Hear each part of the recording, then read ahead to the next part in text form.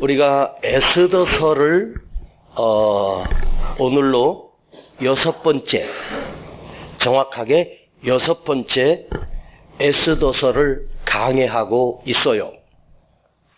지난주 모르드게 영성의 2번째 말씀인데 제목을 좀 다르게 제가 잡아봤습니다.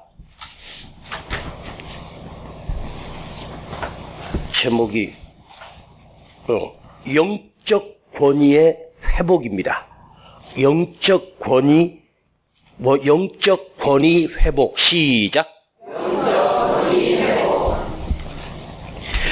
자, 에스더서는 1장에서 10장까지 되어 있죠. 여러분 한번 퀴즈 낼 테니까 맞춰봐요. 에스더서의 주인공이 누구일까요? 에? 에스더. 모르드게 아닌가? 모르드게는 모르고 에스더는 아시고. 오호. 그래요. 에스더서의 주인공은 두말할 것 없이 에스더가 주인공입니다. 그런데 에스더가 있기 전에 그 뒤에 누가 있었냐면 모르드게라고 하는, 우리가 잘못 알고 있는 거로 조카 딸이라고 하는데 아니에요. 예전부터 저는 어렸을 때 주일학교 선생님에게 들을 때 에스더의 삼촌 모르드게 이렇게 배웠단 말이에요. 그런데 그게 잘못 전해진 거죠. 사실은 모르드게가 사촌 오빠예요. 그런데 모르드게와 에스더가 사촌 오빠가 2-3살 차이 나는 사촌 오빠가 아니라 약 20년 이상, 20살 이상 차이 나는 아주 차이가 많이 나는 외삼촌인데, 에스더의 부모가 일찍 돌아가시고 어린 에스더를 키워줄 사람이 없어 모르드게가 그 자기 사촌 동생인 어린 딸을 자기가 어렸을 때부터 키워낸 사촌 오빠입니다. 그런데 이 주인공 에스더가 만약에 이 한 사람이 없었다면 이 에스더라고 하는 놀라운 인물이 나올 수 있었을까? 절대 불가능합니다. 모르드게를 통해서 에스더가 죽으면 죽으리다 하고 금식하고 왕에게 나아가 놀라운 하나님의 역사를 이뤄낸 사람, 그 뒤에 반드시 그를 키워낸 모르드게의 역할이 굉장히 중요한 거예요. 저는 이런 생각을 했어요. 만일 에스더의 부모가 일찍 죽지 아니하고 그냥 정상처럼 에스더를 키워냈다면 에스더가 이러한 역할을 할 수 있었고 에스더가 왕후의 자리에 오를 수 있었을까? 아니죠. 그 왕후를 뽑는다라고 할 때 그 자기 사촌 여동생인 그 어린 딸처럼 키워낸 에스더를 왕궁으로 들여보낸 사람이 누구냐면 모르드게가 그 역할을 감당하게 돼요.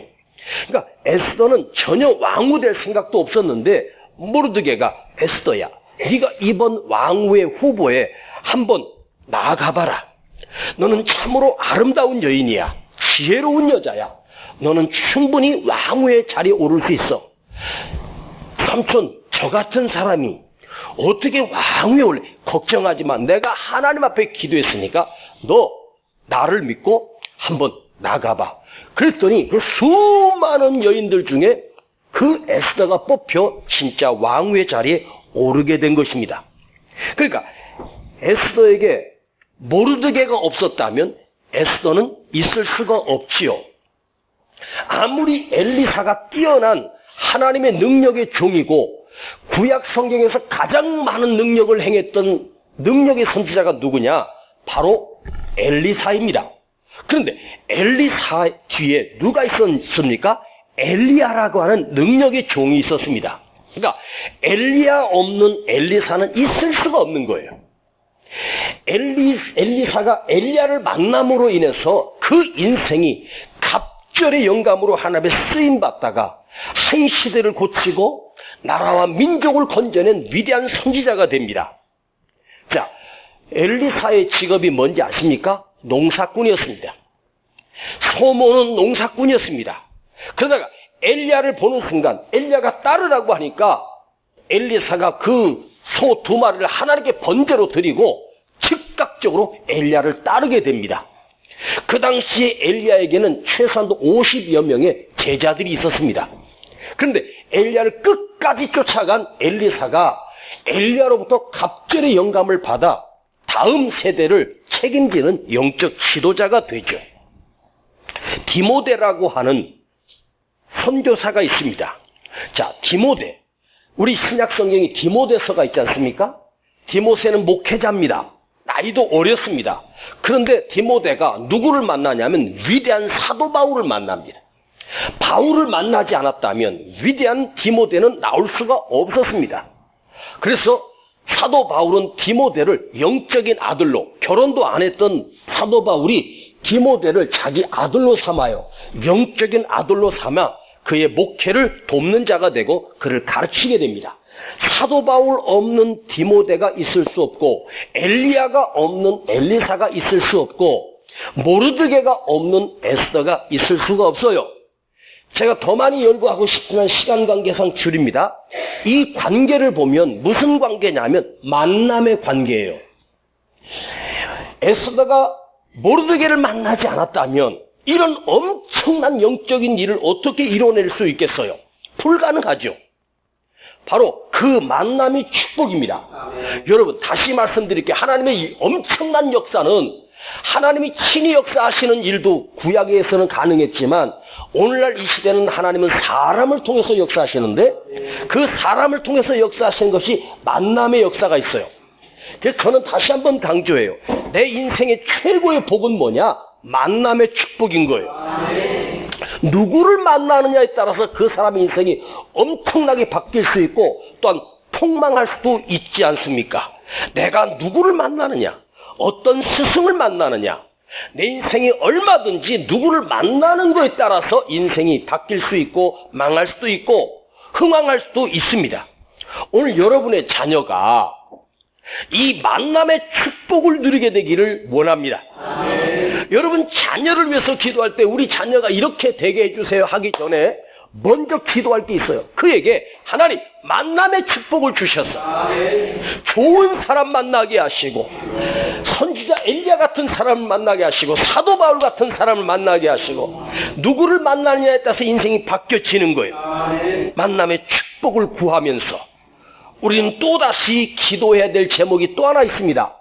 내가 만남의 축복이 있게 해주세요라고 하는 기도도 중요하지만 거기서 끝나버리면 안 되고 이렇게 기도해야 돼요.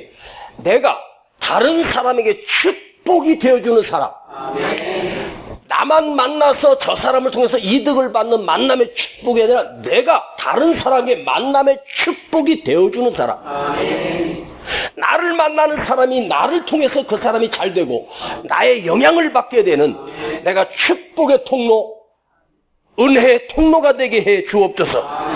축복이 되어주는 인생, 기생충처럼 다른 사람에게 기생해서 남의 것을만 계속해서 얻어먹다가 그 사람 다 빨아먹고 그도 죽고 나도 죽는 비참한 인간이 돼서는 안 돼.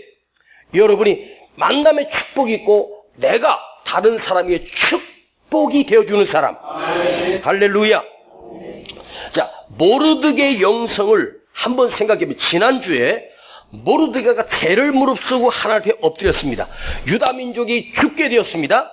그때 모르드게가 내가 책임지겠습니다, 자기가 책임을 끌어안고 스스로 하나님 앞에 엎드려 기도하고 있는 자기 책임을 느끼는, 도망갈 수 있지만 도망가지 않고 내가 책임지는 모르드게의 영성, 내가 죽어 저를 살리겠습니다라고 하는 이 위대한 모르드게의 영성을 보았습니다. 또한 에스더에게 뭐라고 경고하냐? 네가 왕후가 된 것은 너 안위를 위해서, 평안을 위해서 준 것이 아니야. 자리가 아니야. 위함이야. 기억하십니까? 하나님이 내게 이 자리를 주시고 이런 일을 주시고 이런 위치를 주셨다는 것은 자리를 지키라고 주신 것이 아니라 위함의 삶, 다른 사람의 축복이 되어주기 위함의 삶, 은혜의 통로가 되기 위한 삶. 세 번째로, 모르드게는 그 위기를, 엄청난 죽음의 위기를 하나님 앞에 엎드려 기도하면서 그것이 오히려 기회가 되는, 위기를 기회로 바꾸는 영성이었습니다. 오늘 두 번째 모르드게의 영성은 뭐냐? 오늘 본문은 모르드게와 에스더가 내시 하나를 두고 그 에스더를 섬기는 내시가 하닥이 그 말을 전해 듣고 모르드게 가서 전하고 모르드게 말을 듣고 하닥이 가서 에스더에게 전하고 이 과정이 계속 반복되는 것을 알 수 있어요. 직접 만난 게 아니에요. 지금 모르드게는 성문 앞에 지금 엎드려 있습니다. 하닥이 가서 왜 그러냐고 에스더가 주었던 옷을 입으라니까 안 입어요.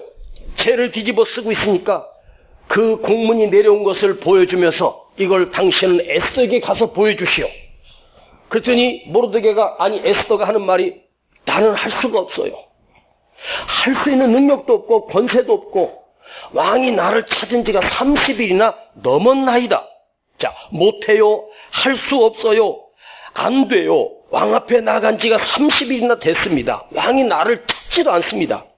그런데 중요한 것은 결정적인 그 말 한마디를 듣고 몇 마디에 에스더가 결단하고 내가 죽으면 죽으리다 하고 하나님 앞에 나가겠습니다. 왕에게 나가겠습니다. 자, 오늘 첫 번째 모르드게 두 번째 영성이 뭐냐? 사람은요, 말로 변화되는 것처럼 보이지만 아니에요. 말로 설득을 하면 설득당할 것 같죠? 말이 사람을 설득시키고 말이 사람을 변화시키는 것이 아니에요. 무슨 말을 했느냐가 중요한 게 아니에요. 무슨 모습을 보여줬느냐가 중요한 거예요.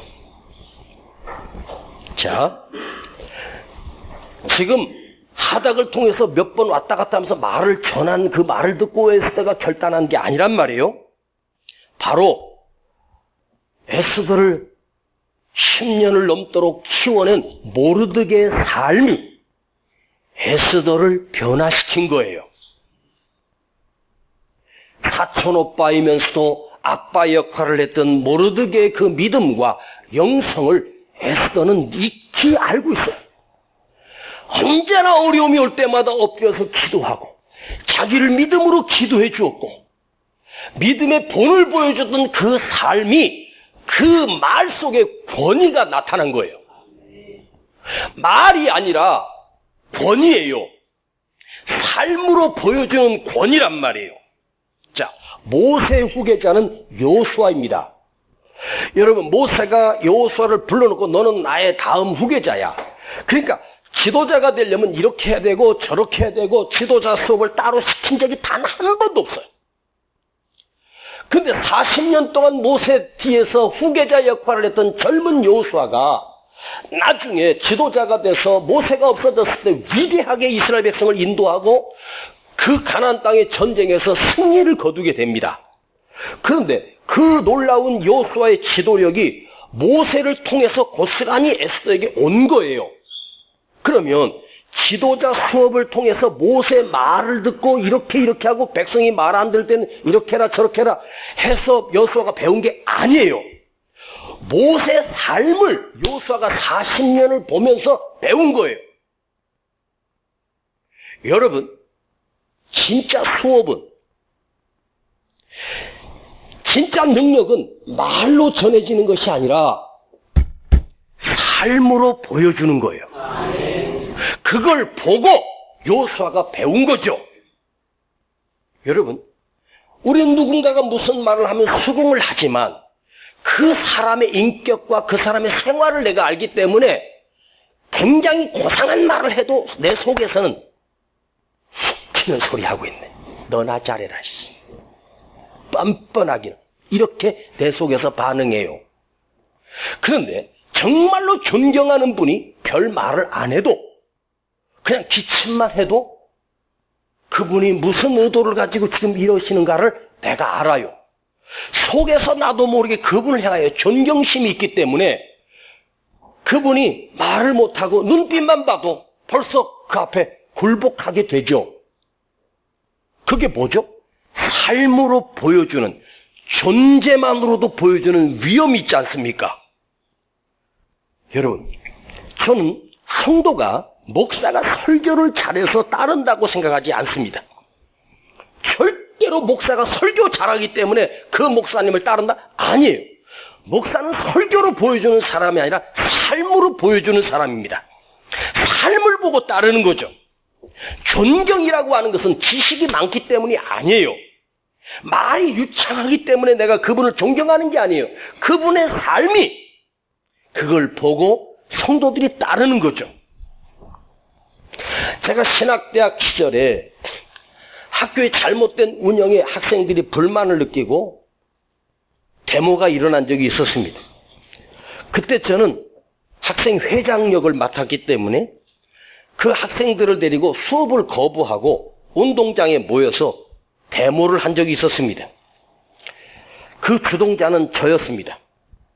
그때 학장이신 교수 목사님이 학교의 재정과 자기 마음대로 운영을 해서 횡령을 했다더라, 뭘 했다더라, 시끄러웠습니다. 그래서 수업을 거부하고 운동장에서 막 피켓 들고 아무개 교수는 물러가라, 아무개 목사는 물러가라. 그래도 아무 대답이 없는 거예요. 참다 못해 임원진 몇 명이서 그 교수실로 밖에서는 데모하고 있고 저하고 몇몇 친구들이 그 교수실로 노크도 없이 문을 확 열고 들어갔습니다. 그 교수를 끌어내려고. 그런데 교수님이 안 보이는 거예요. 책상은 있고 안 보여요. 그 뭔 소리가 나요? 이게 뭐지? 그리고 보니까 그 교수님 책상이 있고 그 뒤에 의자가 있는데 의자를 밀어놓고 그 바닥에 엎드려서 울면서 기도하는 그 목사님을 제가 그 등을 봤어요. 그 등에서 엎드려서 흐느끼면서 울면서 기도하는 그 교수님 목사님을 제가 보는 순간 충격을 받은 거예요. 그냥 그대로 얼음처럼 멍하니 그분을 보고 있었어요. 아무 말도 못하고 한참을 서 있다가 나도 모르게 그 앞에 무릎을 꿇었습니다. 그리고 목사님 잘못했습니다. 용서해 주십시오. 그리고 나와서 학생들에게 다시 교실로 복귀하라. 우리는 더 이상 데모하지 않겠다. 왜요? 그 교수실에서 그 시멘 바닥에 그대로 무릎을 꿇고 기도하는 그 목사님을 보는 순간 그 목사님은 절대로 횡령할 뿐이 아님을 나는 직시했습니다. 그 뒤부터 저는 그 목사님을 최고로 존경하는 목사님이었고 교수님이셨습니다. 그분의 강의는 유창하지도 않았습니다. 학식으로 지식으로 넘치지도 않았습니다. 그러나 한마디 한마디가 제 삶을 바꾸는 능력이 있었습니다. 왜요? 기도하는 분이었기 때문에. 신학 교수들이 기도하는 줄 아십니까? 안 합니다. 근데 그분은 참 목자였고 참 목회자였고 참 교수였습니다. 왜요? 그 기도하는 모습을 보았기 때문입니다. 보여주는 것이었습니다. 그 후로 그 목사님을 존경하고 따르기 시작했습니다. 우리의 오해였습니다. 그 기도하는 한 모습만 보고도 내 생각이 틀렸구나. 여러분, 대한민국 국민에게 문재인 대통령을 지지하느냐로 묻지 말고 대통령을 존경하십니까? 라고 묻는다면 대한민국 국민 가운데 대통령을 존경하는 사람이 몇 사람이나 있을까? 저는 확언하는데 1%도 안 될 것이라고 확언합니다. 왜요? 청와대에서 우리에게 보여주는 것이 연출된 모습만 보기 때문에 우리는 그분의 삶을 볼 수가 없지 않습니까? 말로만 하지 않습니까? 말로 보여주는 것은 존경과 따름이 있을 수가 없습니다. 저는 저의 아버지 이월로 목사님을 존경합니다. 저의 육신의 아버지를 존경합니다.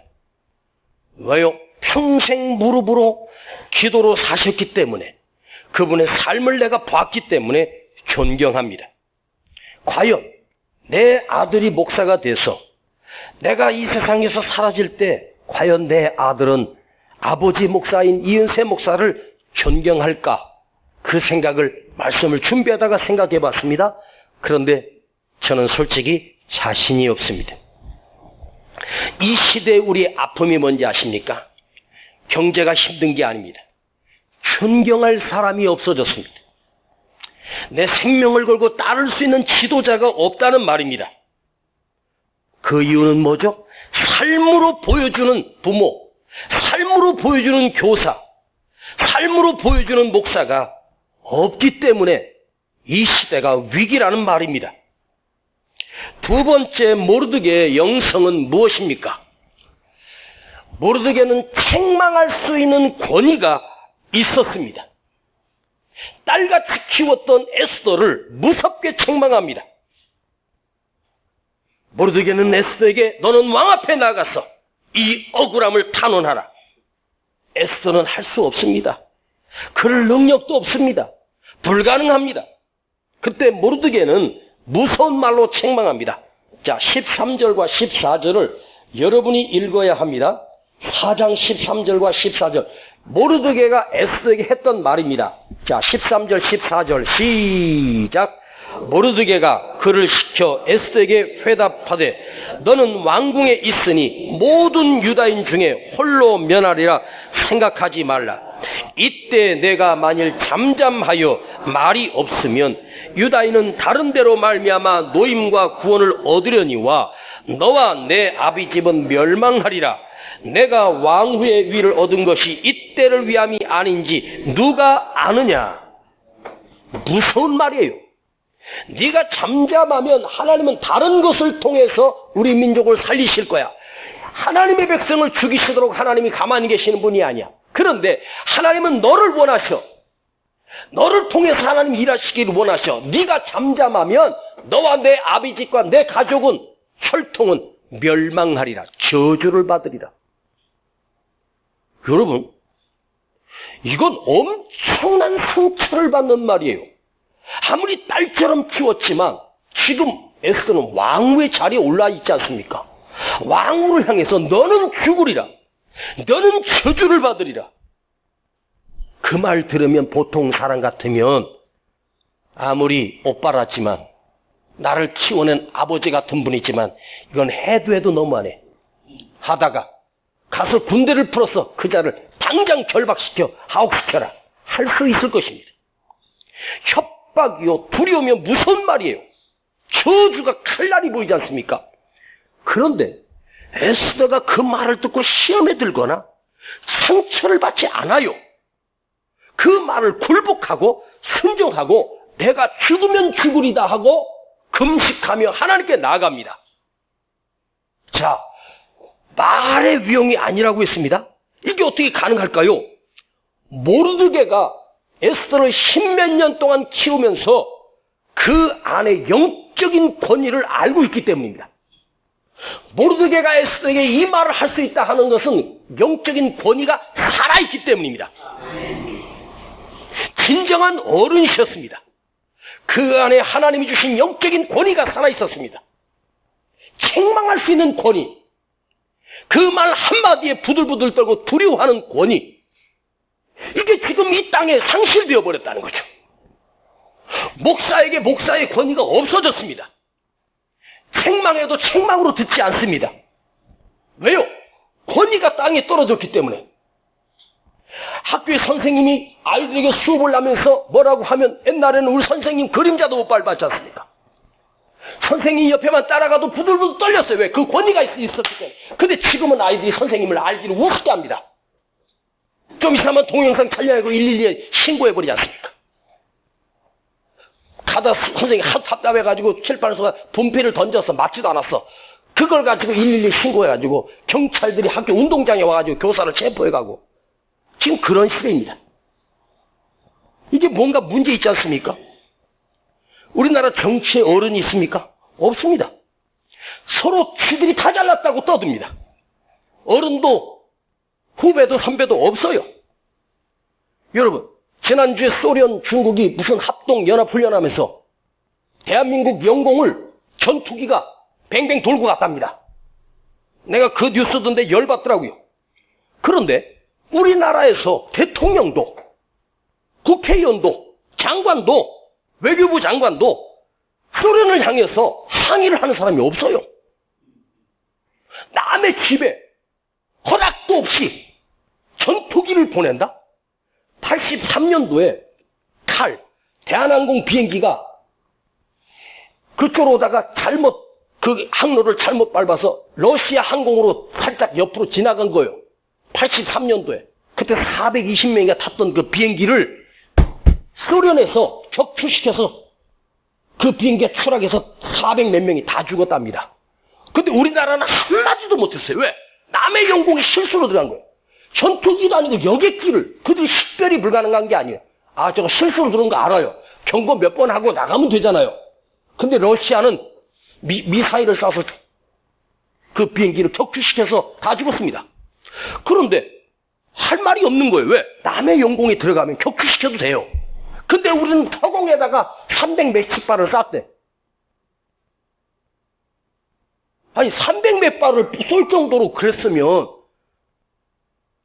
격추시켜야지. 에? 왜 남의 영공에 지들이 왜 우리나라에 함부로 들어와서 경찰하고 두 바퀴를 돌고 가? 한 사람도 러시아에다가 그 청와대에서 뭐 사과했다고. 그게 다 거짓말이었습니다. 이게 나라입니까? 여러분, 우리나라에 지금 현직 대통령이 오르면서 처음으로 했던 말이 이게 나라냐? 박근혜 정권에 가서 이게 나라냐고 말했습니다. 그런데 지금 와서 나는 문재인 대통령이 하고 싶은 말이 있어요. 이게 나라냐? 말도 못하고 중국의 발표, 러시아가 우습게 알고 일본이 말도 안 되는 경제 보복을 하고 있고 미국도 우리의 우방 시키는 소리. 미국도 우리에게 우리나라 지켜주는 미팔군 한 거 지금 그 경제 그 부담비를 2배, 3배 지금 올리려고 난리예요, 난리. 이렇게 대한민국이 힘이 없는 나라일까? 문재인 대통령이 김정은 만나서 포옹하고 옆에 뭐 볼택이 되고 별짓을 다 했는데 엊그저께 미사일 또 쐈어요. 에? 그런데도 김정은이한테 이건 위반이다. 한마디도 못해요. 이게 대한민국의 권위예요. 땅바닥에 떨어져 있지 않습니까? 힘이 없는 나라. 내가 너무너무 속이 상해서 하나님께 울면서 기도해서 하나님 대한민국이 이 지경까지 왔습니다. 이게 뭡니까? 국방력이 부족해서 경제력이 떨어져서 대한민국의 권위가 땅에 떨어졌어. 나라가 이 모양인데 목사의 권위는 살아있습니까? 여러분 세상에 나가서 제가요 뭐 이렇게 모르는 사람하고 하다가 뭐 하시는 분이냐 해서 저 목사예요 그랬더니 째려보더라고요. 목사? 이러면서 째려보더라고. 내가 한 2-3번 당하고 나서 내 목사라는 신분을 안 밝혀요. 목사의 권위도 땅에 떨어졌어. 우리 윗대 목사님들, 저희 아버지 세대 목사님들은요 성도들이 함부로 그 목사님에게 못했어요. 저희 아버지는 그야말로 살 한 점 없는 바싹 말라서 그 연약한 몸으로 목회하신 분이에요. 근데 연세가 많으신 할머니, 할아버지들도 저희 아버지 목사님이 강단에서 한마디만 힘없이 해도 다 순종하고 따랐었습니다. 왜? 하나님의 영적인 권위가 있었기 때문에 그래. 성도들이 목사님 주의를 가지를 못해요. 그 말씀에 울고 눈물로 흘리고 회개하고 역사가 일어났어. 지금은 영적인 권위가 땅에 떨어졌어. 왜? 오늘날 여러분 목사의 말이 여러분 성도들에게 먹힙니까? 우리 8월달 한 달만이라도 금요 철야 그렇게 하자 그래도 안 나올 사람들 죽어도 안 나와. 왜? 목사의 권위가 떨어졌기 때문이에요. 내가 본을 보이지 못했기 때문입니다. 그것은 제 잘못입니다. 요즘 저는 기독교 방송을 이렇게 한 번씩 틀어서 요즘 목사님들은 어떻게 설교하실까를 한번 봐요. 그래도 거기 나오는 목사님들은 돈도 많고 교세가 있으니까 방송 출연하는 거예요. 한 번 나와서 설교할 때 1,000만 원씩 내고 하는 거예요. 기도 방송 40분 설교하는 게. 그것도 주일날이나 토요일날 했던 거는 1,000만 원 내고 한 타임에. 그래야지 방송 틀어지. 우리 교회는 저기 나올 수도 없어요. 1,000만 원 내고 한 번 했다가 우리 교회 부도 나버립니다. 그래서 이렇게 그 유명한 상도 뭐 2층 3층까지 꽉 차서 설교하는 그 목사님은 특별할까? 저렇게 큰 교회 목사님은 어디? 그런데 책망하거나 회개하라는 설교나 이런 설교는 하나도 없어. 위로해주고 격려해주고 소망을 주고 뭐 천국 설교도 없고 지옥 설교도 안 해. 왜 그럴까? 나는 생각해봤어. 이 채널을 들어보고 저 채널을 들어보고 다른 목사님 설교를 들어봐도 책망하거나 회개하라는 설교가 없어졌어. 다 위로와 격려 설교뿐이요. 왜 그럴까 생각했는데 두 가지더라고요. 첫 번째는 그런 설교를 못하는 목사님이 왜 그런가 하면 첫 번째는 안 쫓겨나려고. 그렇게 책망하던 쫓겨나거든요. 어떤 교회 목사님이 부임한 지 한 1년 만에 책망 설교 한 번 했다가 당회에서 쫓겨났습니다. 저 강남에 있는 아주 유명한 교회입니다. 그래서 지금 교회가 난리가 났어요 지금. 책망 한 번 했다고. 네가 뭔데 인제 와가지고 우리를 책망하냐고 장로들이 들고 났어요. 권위가 땅에 떨어졌기 때문입니다. 두 번째, 왜 책망의 설교가, 왜 회개 설교가 없어졌을까? 해봐야 소용없으니까. 해도 안 들어. 그래도 조금 그래도 강하게 설교하는 목사, 축에 들어가는 목사가 이은세 목사예요. 알죠? 그래도 우리 성도들은 제가 막 책망하면 이거 막는 사람은 한 사람도 없잖아. 그래도 터놓고 다 듣잖아. 저는 그런 생각을 해봐요. 대한민국 교회 목사 권위가 그래도 이나마 살아있는 교회가 세종학교회가 아닐까 생각을 해봐. 응? 여러분 광단의 권위가 죽으면 여러분의 영적인 것이 다 죽는 거예요. 여러분은 기도하셔야 돼요. 우리 목사님이 영적인 권위가 살아있게 하시고 내가 그 권위에 굴복하게 해주세요. 목사님이 전하는 하나님의 말씀은 하나님의 말씀으로 내가 듣게 해주세요. 이게 죽어버리면 우리 영이 다 죽는 거예요. 아십니까? 강단의 위기가 지금 다 죽어버렸어요.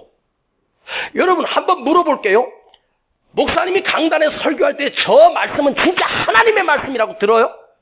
뭘 아멘이야 아멘은. 진짜 하나님의 말씀으로 듣냐고. 들어야지. 저건 개인의 주장이야. 자기 생각이고 개인의 의견일 뿐이야. 이 시간 끝나면 난 상관없어. 이게 하나님의 말씀으로 우리에게 들려줘야 내 심령이 살아나고 기도가 살아나고 은혜가 살아나고 믿음이 살아나는 거야. 아멘. 그 권위에 순종하는 거, 이것이 교회의 권위란 말이야. 이게 땅에 떨어지면 안 돼. 여러분 예수님은 제자들에게 인자하신 분만 아니었습니다. 그들이 믿음이 흔들리고 무너질 때마다 이 믿음이 없는 세대들아 엄중히 주님께서 책망하셨어. 이 믿음이 없는 세대. 성경이니까 곱게 해석해놨지. 니들이 개떡같은 믿음 가지고 내 제자라고? 주님이 무섭게 책망하시는 거야. 내가 얼마나 너희를 기다리고 얼마나 너희를 참으리요. 이 믿음이 없는 것들아. 주님도 영적인 권위를 가지고 당신의 제자들을 책망하셔요. 요즘 아이들에게 어른이 없어요. 요즘은 어른이 아이들입니다. 왜? 뭐든 오냐오냐 해주고 필요한 거 다 해주니까 지가 최고인 줄 알아. 어른도 없어. 애들 데리고 쇼핑을 갔는데 5살짜리가 옆에 있는 아저씨한테 막 발로 차. 모르는 아저씨한테. 그 아저씨 어이가 없어. 너 왜 그러니? 했더니 이래. 왜? 지가 최고인 줄 안다니까? 응? 그렇게 키우니까 그래요. 옛날에는 부모들이 떼치 했잖아. 떼치가 뭔지 몰라? 떼치를 해야 되는 떼치를 안 해. 선생님도 우습게 알고 어른이 없어요. 자, 모르드게에게는요, 그 아비의 심정으로, 아비의 마음으로 성경 찾지 않겠습니다. 2장 7절에 나오는 것만 말씀드리겠습니다. 지금 읽지는 말고 자기 딸과 같이 양육했다고 나와요. 딸처럼. 그게 모르드게의 양육에 그 아비의 훈계, 아비의 영적인 권위였단 말이에요. 그러니까 모르드게 그 말을 두려움으로 받아서 내가 할 수는 없지만 내가 하나님께 금식하며 기도하겠습니다. 당신도 나를 위해서 기도해 주세요. 그리고 죽으면 죽으리라 하고 왕에게 나가요. 그 권위에 순복한 거란 말이에요. 어떤 사람이 개를 2마리를 키웠습니다. 뭐 족보도 없는 똥개였습니다.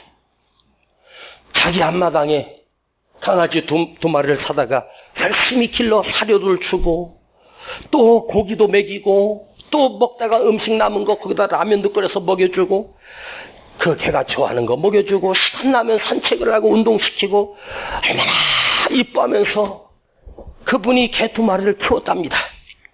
강아지가 1년이 조금 지나자 어른 개가 돼서 커졌습니다.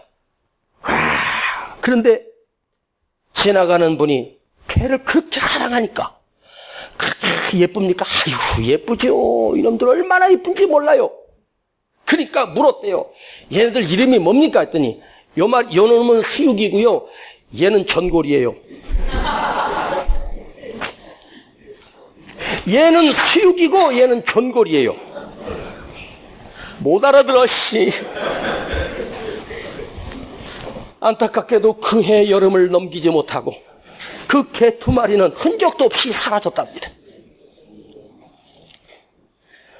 수육과 전골이 돼서 아니다. 이름이 첫 번째가 보신이다. 그리고 2번째 있는 애가 탕이었습니다. 자, 이름 붙여서 2마리 개 이름이 뭡니까? 아무리 잘해주면 뭐해? 아무리 사료를 주고 예뻐주면 뭐해? 결국 내가 잡아먹으려고 키운 거 아니오? 응? 자, 내가 누군가를 책망한다, 책망하지 않는다, 그게 문제가 아니에요.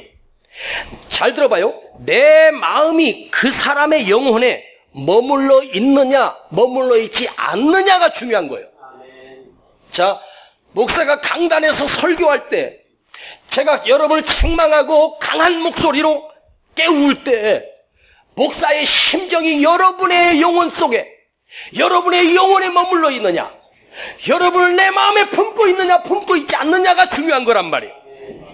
이 말은 목사가 내 성도들을 정말로 사랑하느냐 사랑하지 않느냐는 거죠. 내가 내 마음에 여러분의 영혼이 머물러 있기 때문에 설교 준비를 허투루 못하고 말씀 하나하나를 다듬고 기도하고 묵상하면서 한 주간을 준비해요. 왜요? 우리 성도들의 영혼이 내 가슴에 머물러 있기 때문에. 하나님이 이 세상에서 이은세 목사에게 여러분의 영혼을 나에게 맡겨주셨기 때문에, 그러면 우리 목사님이 나를 정말로 사랑하고 내 영혼을 사랑하기 때문에 저렇게 외치고 있다는 것을 여러분이 안다면 그 말이 책망이 아니라 하나님의 말씀으로 들려줘야 된다는 거죠. 나를 사랑하고 있구나. 목사님이 나를 이용해가지고 헌금이나 떼먹으려고 그러는구나. 이렇게 하면요, 무슨 말을 해도 여러분하고 아무 상관없는 거예요. 여러분 그걸 아시지 않습니까?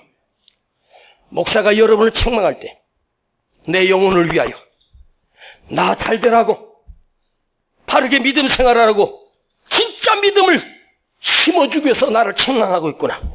저건 진짜 하나님의 사랑이다. 이걸 알면 시험 안 들어요. 에스더가 모르드게가 나를 얼마나 사랑해서 키웠다는 걸 알기 때문에 너는 저주를 받을 거야. 네 집은 가문이 멸망할 거야. 이런 말에도 에스더가 시험 들지 않아. 왜? 모르드게의 마음속에 에스더의 영혼이 들어있기 때문에 그래요. 이게 진짜 사랑이란 말이에요. 할렐루야. 수유기와 정고리는 그 해 여름에 그 주인이 1년 반을 키우고 여름날 잡아서 식구들을 다 모아놓고 수육과 전골이 되어 사라졌습니다. 결국 그 개를 키운 이유가 수육과 전골로 해먹으려고 이것은 사랑하는 것이 아닙니다. 이용한 것입니다. 필요에 의하여 내가 취한 것뿐입니다. 그런 사람에게는 그 개들에게 아무리 주었던 사랑은 진실된 사랑이 아닙니다. 여러분 집에 혹시 강아지를 키우십니까? 그 강아지를 키워서 수육과 전골로 먹으려고 키우시는 분 계십니까? 그럼 그 강아지가 내 곁에 절대 꼬리 흔들며 오지 않습니다. 강아지가 얼마나 눈치가 빠른데, 진짜 나를 사랑하는지 아는 강아지도 알아. 강아지도. 근데 나는 왜 몰라? 주님이 여러분을 사랑하는 거 아셔요? 하나님이 나를 사랑하는 거 아셔요? 우리 담임 목사님 이은세 목사가 나를 정말로 사랑하는 거 알아요? 이 영적인 권위가 살아나야 돼. 도망간 베드로를 찾아가신 주님이 그 밤에 너에게 고기가 있느냐? 없나이다. 배 오른편에 그물을 던지라. 그 새벽에 그 희미한 말을 듣고 베드로는 배 오른편에 그물을 던졌습니다. 밤새 한 마리 못 잡았던 그가 그물에 153마리 큰 고기가 올라오는 것입니다. 베드로 삶의 두 번째 주님을 경험하는 날이었습니다. 처음 빈 그물이었을 때 주님이 깊은 곳에 가서 그물을 내려 두 배가 잠기는 역사를 경험했던 그가 부활하신 주님이 나타나셔서 또 역사해 주셨습니다. 그는 정신없이 주님께 달려갔습니다. 갔더니 주님은 벌써 물고기를 숯불에 구워놓고 그들을 기다리고 계셨습니다. 자, 나를 3번이나 모른다고 배신하고 도망간 베드로가 그 앞에 두렵고 떨림으로 앉아 있습니다. 주님은 인자한 모습으로 고기를 구우면서 그 고기를 시몬에게 내어 밀으시면서 이렇게 물으십니다. 네가 인간이냐? 내가 너를 어떻게 키웠는데 네가 나를 내 등 뒤에서 3번이나 비수를 꽂아 나를 모른다고? 저주를 퍼부어? 네가 인간이냐? 이럴 줄 알았는데 주님은 베드로에게 이렇게 물으십니다. 시몬아, 네가 나를 사랑하느냐? 이걸 물으신 거예요. 예, 제가 주님을 사랑합니다. 주님이 하시지 않습니까? 또 2번에 바요나 시몬아, 네가 나를 사랑하느냐? 예, 주께서 하시지 않습니까? 2번 확인했으면 됐지. 또 물어요. 너 나 3번 표현했으니까 나도 3번 확인할게. 그게 아니에요. 그 사랑하냐는 3번의 질문 다 메시지가 달라요. 그때 그 베드로가 주님 앞에 너는 나를 사랑하냐고 물었을 때 두렵고 떨리지만, 자, 두렵고 떨림 속에 있지만 예수님의 놀라운 권위를 느끼는 거죠. 그 엄청난 사랑의 권위를. 네가 그럴 수 있어? 그래야 두려운 게 아니에요. 네가 나를 사랑하느냐 이 말은요, 해석하면 내가 너를 얼마나 사랑하는지 너 아니 이거예요. 그리고 내 양을 치라, 내 양을 먹이라. 사명을 주시는 거예요. 보이지 않는 주님의 권위가 그 시간에 그 아침에 그 갈릴바닷가에서 일어나고 있습니다. 그 순간 배신자였던 베드로가 평생 주님을 위해서 자기가 십자가에 거꾸로 매달려 비참하게 죽을 때까지 생명 바쳐 사명을 감당합니다. 왜? 주님의 그 사랑의 권위를 경험했기 때문에 그래요. 사랑하는 여러분, 설교를 마치겠습니다. 여러분이 세상을 살면서 무엇을 두려워하며 사십니까? 가난을 두려워하십니까? 아니면 그 사람만 보면 두려우십니까? 세상이 여러분 두렵습니까? 실패가 두려우십니까? 그렇다면 그대의 수준은 세상의 수준입니다. 영적 권위를 두려워해야 됩니다. 우리의 믿음은, 우리의 신앙은 하나님을 두려워하는 거예요. 하나님의 말씀을 두렵고 떨림으로 받아야 돼요. 영적 권위에 엎드릴 줄 알고 영적 권위를 두려워할 줄 아는 사람이 진짜 믿음의 사람입니다. 강단에서 선포되는 말씀을 목사의 개인의 말이 아닌 하나님의 말씀으로 굴복하십시오. 아멘. 목사님이 강단에서 무엇을 합시라면 절대 여러분 순종하는 여러분 되십시다. 아멘. 오늘 내 권위가 땅에 떨어졌습니다. 영적 권위가. 오늘 주여 내 안에 다시 주님의 권위가 드러나게 하옵소서. 아멘. 오늘 내 삶에 주님의 권위 앞에 내가 철저하게 엎드리고 순종하게 하옵소서. 아멘. 내 안에 영혼을 사랑하는 권위가, 한 사람을 소중히 여기는 권위가 세상을 사랑하는 것이 아니라 하나님의 택한 영혼을 사랑하는 그 권위가 내 안에서 살아나게 하옵소서. 이 영성이 우리에게 다시 회복되기를 축복합니다. 기도합시다. 아버지, 우리의 권위가 땅에 떨어졌습니다. 강단의 권위도 땅에 떨어졌습니다. 목사의 권위도 땅에 떨어졌습니다. 하나님의 권위도 땅에 떨어지고 있습니다. 주님, 이 땅에 영적인 권위가 다시 회복되게 하옵소서. 아버지, 하나님의 권위는 그대로 있는데 세상은 하나님의 권위에 굴복하지 않고 하나님의 말씀을 들으려고 하지 않습니다. 우리가 그만큼 패악해졌고 그만큼 교만해졌고 그만큼 죄로 물들었기 때문입니다. 아버지, 용서하여 주시고 오늘 다시 하나님의 보좌 앞에 섭니다. 말씀 앞에 내가 섭니다. 하나님의 영적인 위험 앞에 내가 순종하게 하시고 굴복하게 하시고 순종하게 하여 주시옵소서. 예수님의 이름으로 기도하옵나이다. 아멘. 빛나고 높은 보좌와 그 위에 앉으신 주 예수 얼굴 영광이 해같이 빛나네.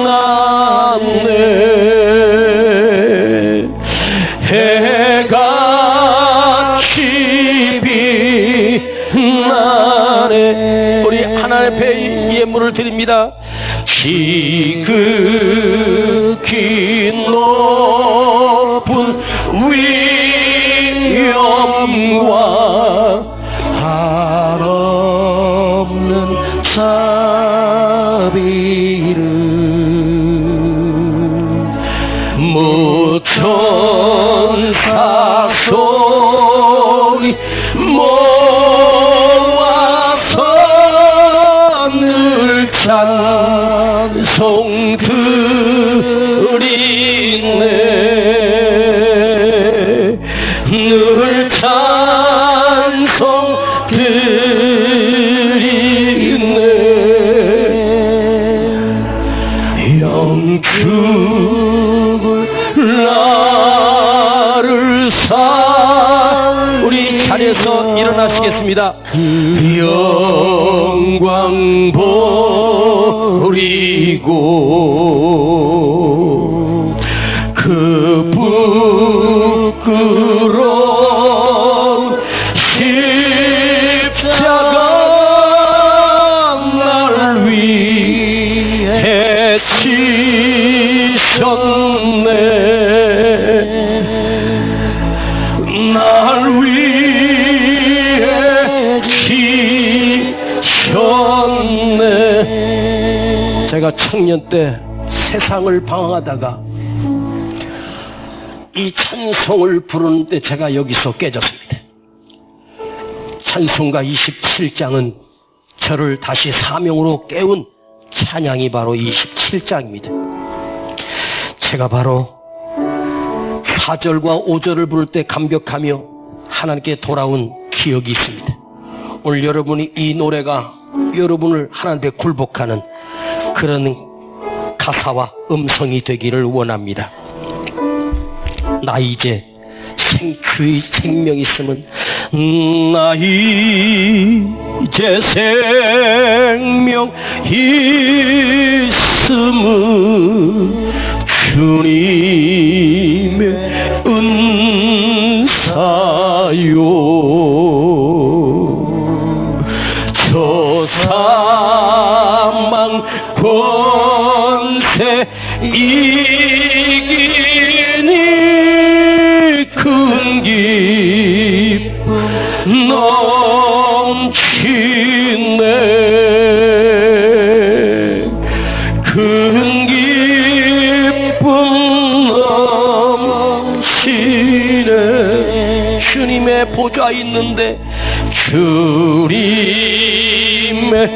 보좌 있는데 천한 몸 이르러 한 몸 이르러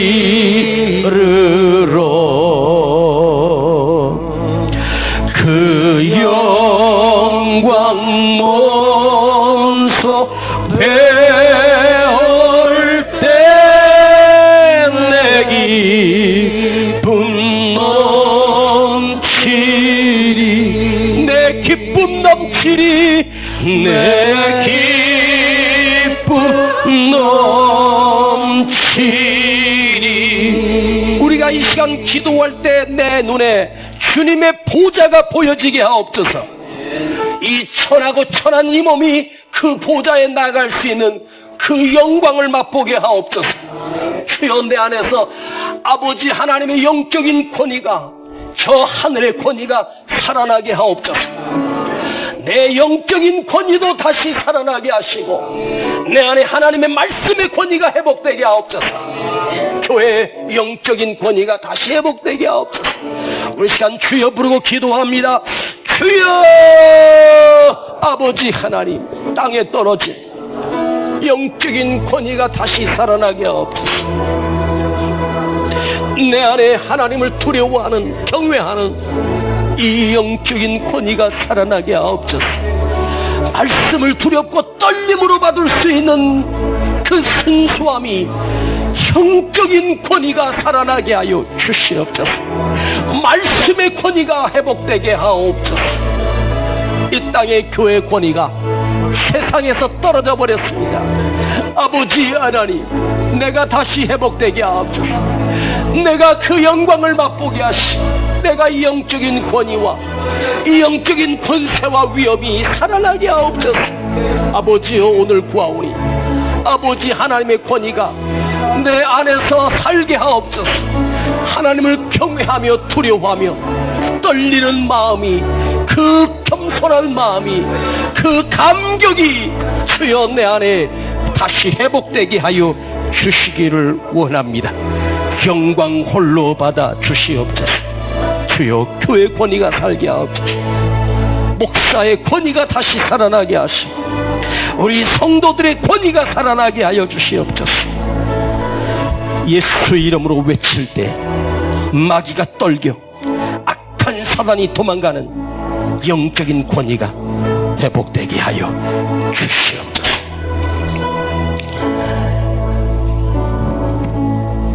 아버지, 잘못했습니다. 내가 떨어뜨렸습니다. 내가 타락했습니다. 아버지 하나님을 두려워하는 마음이 내 안에서 없었습니다.